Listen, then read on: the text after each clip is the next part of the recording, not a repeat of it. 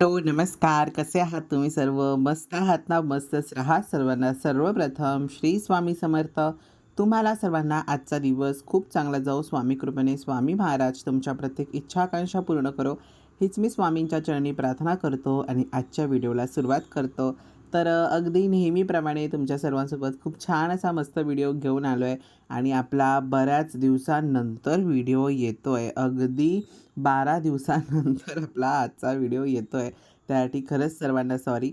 तर मी आज तुमच्या सर्वांसोबत शेअर करणार आहे तो म्हणजे आमच्या घरी मस्त असा एक नवीन पंखा लागलेला आहे ॲटमबर्गचा आणि पूर्णपणे तो खरंच मला इतका आवडला आहे ना, म्हटलं की आपण ते पण तुमच्या सर्वांसोबत शेअर करूयात. कुठला घेतला आहे, कसा घेतला आहे, काय आहेत त्याचे फीचर्स आणि वेगवेगळ्या काय-काय गोष्टी. तर ते मी सर्व तुमच्या सर्वांसोबत शेअर करणार आहे.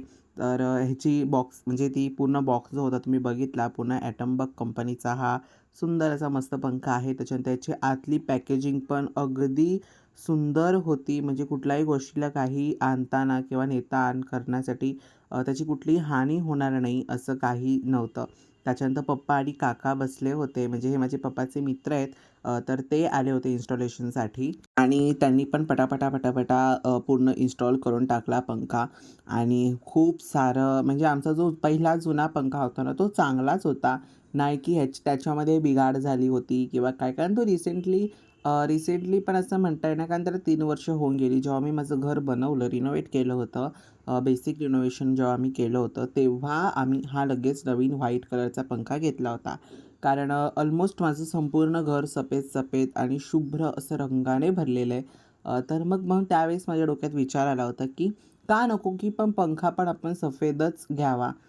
आणि खूप सारं स्ट्रगल केल्यानंतर म्हणजे सफेद रंगाच्या विरोधात खूप जण होती, की सफेद पंखा नको. पण शेवटी माझ्या हट्टापायी सफेद पंखा घेण्यात आला आणि मग त्याच्यावरती धूळ बसणं वगैरे ते साफ-बीफ ते तर प्रश्न वेगळा आहे. पण माझ्या घराला तो खूप छान असं सूट व्हायचा. तर मग आता तो पंखा माझा चांगलाच होता. आमचा एक अगदी असाच मजाकमध्ये तशा पंख्याचा म्हटलं, की असे-असे पंखे आलेत नवीन आपण ट्राय करूयात का वगैरे. म्हणजे कसे असतील, त्यांचं काय-काय तर थोडीफार माहिती वगैरे काढली, थोडंफार केलं आणि त्याच्या 1-2 महिन्यानंतर पप्पा मग इनडायरेक्टली म्हणजे वाटतं मन्विताला माहिती असेल ही गोष्ट, मला माहितीच नव्हतं. इनडायरेक्टली गेले आणि त्या पंख्याला घेऊन आले. तर हा आम्ही विजय सेल्स म्हणून एक दुकान आहे. सो तिकडनं घेतला आहे. हा ऑनलाईन घेतलेला नाही. जर हा आम्ही ऑनलाईन पर्चेस केला असता तर त्याची लिंक मी तुम्हाला डिस्क्रिप्शनमध्ये दिली असती. पण मी Amazonवरती वगैरे जरा बघेन सेम मॉडेल, सेम सगळे फीचर्स असतील तर त्याची लिंक मी तुम्हाला डिस्क्रिप्शनमध्ये देईन. जर तुम्हाला कोणाला हवं असेल किंवा ऑर्डर करायचं असेल तर तुम्ही नक्की करू शकता. आणि हा एक ॲज आयडिया म्हणून मी तुम्हाला सांगतो, तर हा तुम्हाला 4000च्या पुढे प्लस पडेल पंखा. तर एक आयडिया म्हणून तुम्हाला मी सांगितलं, नाही तर मग तुम्ही जेव्हा चेक कराल किंवा काय, तर मग त्याच्यात पण परत प्रॉब्लेम्स नको.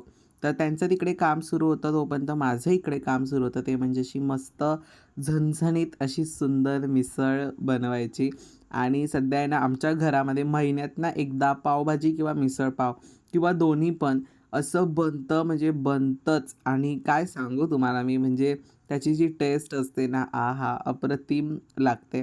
छान मस्त वाटपाला तरी अशी सुटली होती आणि म्हणून मी म्हटलं, की तुम्हाला दाखवू. पूर्ण रेसिपी जरी मी शूट नाही केली, तरी तुम्हाला मी दाखवतो आणि एका साईडला मी पाणी गरम करायला ठेवलं होतं. कारण गरम पाणी जर आपण वाटपामध्ये घातलं तर त्याला तरीसुद्धा अप्रतिम फुटते आणि खूप छान टेस्टही येते.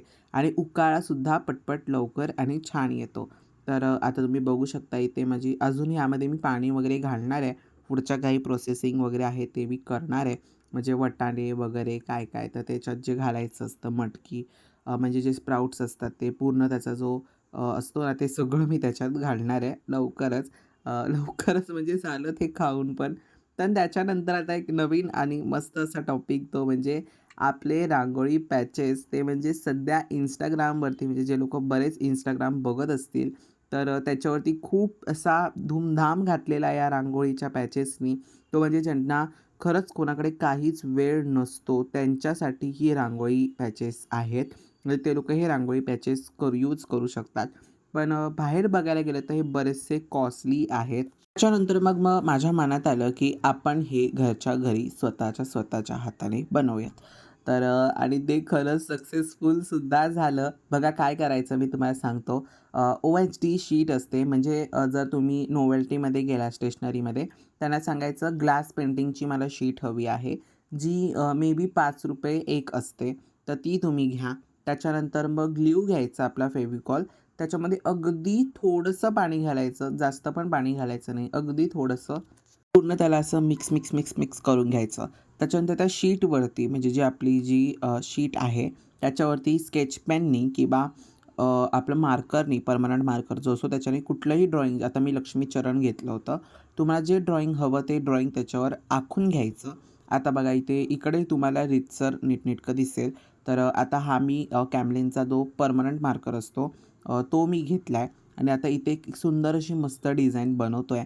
आता सध्या तरी मी 2 रांगोळी पॅचेस बनवले आहेत. दिवाळीसाठीची माझी थोडी तयारी सुरू आहे आणि जसं माझ्याकडे होत जाणार आहे तसं मी तुमच्या सर्वांसोबत तेथे मी शेअर करणार आहे. आता लवकरच आपला पितृ पंधरवडासुद्धा संपेल आणि नवरात्रीची अर्थात घटाची स्थापनासुद्धा होईल. छान मी तुमच्या सर्वांसोबत काय शेअर करत जाणार आहे. तुम्ही अजून व्हिडिओला सबस्क्राईब केलं नसेल तर नक्की सबस्क्राईब करा. म्हणजे पहिला जेव्हा मी व्हिडिओ टाकेन तेव्हा तुमच्या फोनची घंटी वाजेल आणि तुम्हाला समजेल की माझा ब्लॉग आलेला आहे. त्याच्यानंतर मग आता इथे ना मी मोर असं सिंपल एक साधी सोपी डिझाईन होती मोराची. तर ती मला इंटरनेटवरती मिळाली. तर म्हटलं की का नको मग आपण काढू. मग ही पण मी काढली आणि एक मी कमळसुद्धा बनवलं होतं जे इतकं सुंदर बनवायला तुम्हाला ते मी एंडिंगला दाखवणार आहे. इतक्यात नाही दाखवणार आहे. त्या शीटवरती अशा प्रकारे नीटनेटकं आखून घ्यायचं. आता तुमच्याकडे जसं तुम्हाला जी डिझाईन जमते अगदी तुम्ही थोडंसं ट्राय करायचं. आता मी जेव्हा पहिल्यांदा बनवलं होतं ना हे शीटवरती ते मी आपले लक्ष्मीचे चरण बनवले होते, पाय बनवले होते लक्ष्मी मातेचे. तर म्हटलं की छोट्यापासून आपण पहिली सुरुवात करू, एकत्र एकदम मोठं काय गरजेचं नाही आहे. तर असं विचार केला आणि ते छोटंसंच पहिलं ट्राय केलं. तर बघा इथे मी म्हणजे ग्लू घेतलेला आहे फेविकॉल त्याच्यामध्ये थोडंसं पाणी घातलं. पण ते माझ्याकडनं पाणी जरा जास्तीचंच झालं म्हणून त्यामध्ये थोडंसं अजून ग्लू घातला आणि अशा प्रकारे ना पूर्ण एक पॅच आपण करायचा. म्हणजे सगळीकडे एकत्रच पूर्ण ग्लू तो घालून ठेवायचा नाही. पहिला आता मी हा सर्कल आहे हाफवाला तर तो पेंट करून घेणार आहे आणि ह्याच्यामध्ये जेव्हा तुम्ही हे करता तर आपला रांगोळीसारखं नाही आहे की रांगोळी हा रंग मला पटला नाही तर हा तर मी रांगोळीचा रंग काढतो असं ह्याच्यामध्ये अजिबात नाही आहे. नीटनेटकं कलर कॉम्बिनेशन लक्षात घ्या, डोक्यात घ्या आणि त्याच्यानंतरच करा. तर आता बघा मी पूर्ण तो ग्लू होता तो ब्रशनी त्याला पूर्ण लावून घेतला आणि लावून घेतल्याच्या नंतर त्याच्यावरती जो तुमचं कलर कॉम्बिनेशनचा रंग तुम्ही घेतला असाल तर तो रंग त्याच्यावर घालायचा. थोडंसं त्याच्यावर टॅप करायचं म्हणजे तो रंग त्याला मस्त स्टिक होतो आणि स्टिक झाल्याच्या नंतर तो अशा प्रकारे त्याचा रंग बाजूचा काढून टाकायचा. बघा अगदी परफेक्ट त्या सर्कलमध्ये तो बसलेला आहे रंग. तसंच आपण आता बाकीचे जे काही कलर्स आहेत किंवा बाकीच्या ज्या काही आपल्या डिझाईन्स आहेत त्याच्यावरती आपण करायचं. आणि आता सगळ्यात महत्त्वाचं की जेव्हा हे तुम्ही कराल तर त्याला अगदी 4 ते 3 तास द्या छान मस्त सुकण्यासाठी पंख्याखालती किंवा हवेशीर वातावरणामध्ये त्याला सुकण्यासाठी ठेवून द्या. जेणेकरून तो भाग कडक होतो आणि आपली रांगोळी खूप छान आणि मस्त होते. जर तुम्ही तसंच ओलसर असेल आणि ते फोल्ड करताय, गोल करताय किंवा त्याला हलवताय, तर मग ते चालणार नाही. मग रांगोळी तुटू शकते किंवा एकमेकांमध्ये स्टिक होऊ शकते कारण आपण ग्लूचा याच्यात वापर केलेला आहे. म्हणून मी तुम्हाला सांगतो, हे असं केल्यावरती तुम्ही थोडा वेळ थांबा, त्याला वेळ द्या आणि वेळ दिल्याच्या नंतर अगदी त्याला पंख्याखालती छान मस्त गार पूर्ण थंड म्हणजे पूर्ण पूर्णच्या पूर्ण त्याला हे होऊन द्या. जेणेकरून काय होईल, ते सुखेल सुंदर मस्त आणि तुमची रांगोळी पण खूप छान होईल. आणि मला तर खरंच म्हणजे जी माझ्यासारखी मुलं आहेत, जे कॉलेजमध्ये आहेत, ऑफिसमध्ये जातात किंवा अजून काय-काय आणि त्यांना आवड आहे असं खूप सारं काय-काय करण्याची. तर एक दिवस संडेचा असा छान मस्त वेळ काढायचा आणि मग हे असं काम जास्तीचं बनवून ठेवायचं आणि मग जेव्हा केव्हाही आपली धावपळ असेल, तेव्हा पटापटा ते ठेवून द्यायचं देवांसमोर किंवा आपण जिथे पूजा आपली मांडली आहे तिकडे आपण ठेवून द्यायचं आणि आपली रांगोळी तयार झालेली आहे. अगदी काहीही जास्त किचकट काम न करता कलर कॉम्बिनेशनचं टेन्शन नाही. हे असं जाड पडतंय तसं असं त्याचं काहीही काडी मात्रही टेन्शन न घेता तुम्ही हे पटपट पटपट करू शकता. आणि आता बघा मी बरेच असे कलर यामध्ये वापरलेत. म्हणजे मी लाईट पिंक म्हणजे अशामध्ये एक कलर वापरला आहे, येल्लो कलर वापरलेला आहे, ग्रीन कलर वापरला आहे, रेड कलर वापरला आहे. तरी हे जे चित्र आता मी करतो आहे म्हणजे हा जो रांगोळी पॅच मी करतो आहे तो अर्धावटच माझ्याकडनं अजून झाला आहे. तो पण अजून माझ्याकडनं पूर्ण झालेला नाही. तर आता बघूयात कधी होतं आहे माझ्याकडून कसं काय ते. आणि जसं-जसं आता पुढे-पुढे होत जाणार आहे तसं-तसं मी तुमच्या सर्वांसोबत बऱ्याचशा गोष्टी अशा शेअर करत जाणार आहे. आता समजा जर तुमचं रांगोळी पॅच काढताना थोडीशी जागा उरली आणि तिकडे ते बसलं नाही, तर मग काय कराल? तर त्याच्यावरती थोडंसं सुकल्यानंतर पुन्हा त्याच्यावरती तो ग्लू टाकायचा. म्हणजे आपण जी पेस्ट ग्लूची केली ती टाकायची आणि मग त्याच्यावरती तो रंग पेस्ट करायचा. जे तुम्हाला मी कमळ सांगितलं होतं ना, ते असं सुंदर मस्त मी कमळ बनवलेलं आहे आणि त्याची जी आउटलाईन आहे तर ती मी ॲक्रेलिक व्हाईट कलरने केली आहे. त्याच्यानंतर इथे मी स्वस्तिक बनवलं आहे, लक्ष्मीचरण बनवले आहेत 2. हे लक्ष्मीचरण एवढे खास बनले नाहीत, पण छान बनलेत, मला आवडले.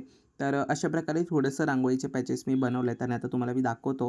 हे पूर्णच्या पूर्ण छान मस्त ड्राय झालं आहे आणि कसं दिसतंय बघा. ही पूर्ण रांगोळी आहे. कोणाला वाटेल का खरंच आपण फोल्ड वगैरे करतोय त्याला? म्हणजे 500 किंवा 100च्या पुढच्या कॉस्ट असलेलं काम आपण घरच्या घरी अगदी 20 ते 25 रुपयाच्या आत बनवलं आहे. तर अगदी नेहमीप्रमाणे तुम्हाला सर्वांना आजचा व्हिडिओ आवडला असेल तर व्हिडिओला लाईक करा, शेअर करा आणि सबस्क्राईब करा. पुन्हा भेटूयात अशा उद्याच्या एका नवीन व्हिडिओमध्ये. तोपर्यंत सर्वांना बाय आणि सर्वांना श्री स्वामी समर्थ.